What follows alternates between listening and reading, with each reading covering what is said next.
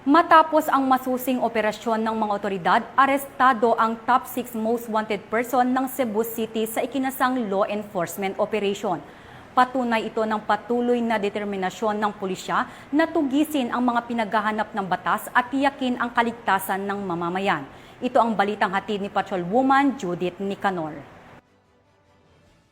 Arestado ng kapulisan ng Cebu City ang top 6 most wanted person municipal level na may kasong paglabag sa Republic Act 9165 o Comprehensive Dangerous Drugs Act of 2002 sa Silangan 1, Tinago, Cebu City noong ika-22 ng Oktubre taong kasalukuyan. Kinilala ni Police Captain Jade A. Basingaw, officer in charge ng Police Station 3, Cebu City Police Office, ang suspect na si Nordin, 46 anyos na residente ng naturang lugar. Ang suspect ay naaresto sa bisa ng warrant of arrest para sa kasong paglabag sa Republic Act 9165 na inisyu ni Honorable Mendolfo Ceniza Pintor, presiding judge ng Regional Trial Court 7 Judicial Region, Branch 72, Lapu-Lapu City, Cebu.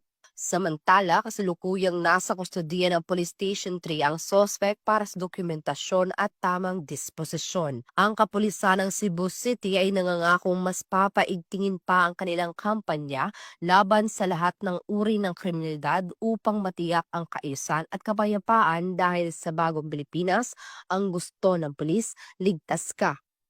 Mula dito sa Cebu City, ako ang inyong PNN correspondent, Patrolwoman Judith Nicanor, alagad ng batas, tagataguyod ng balitang pulis.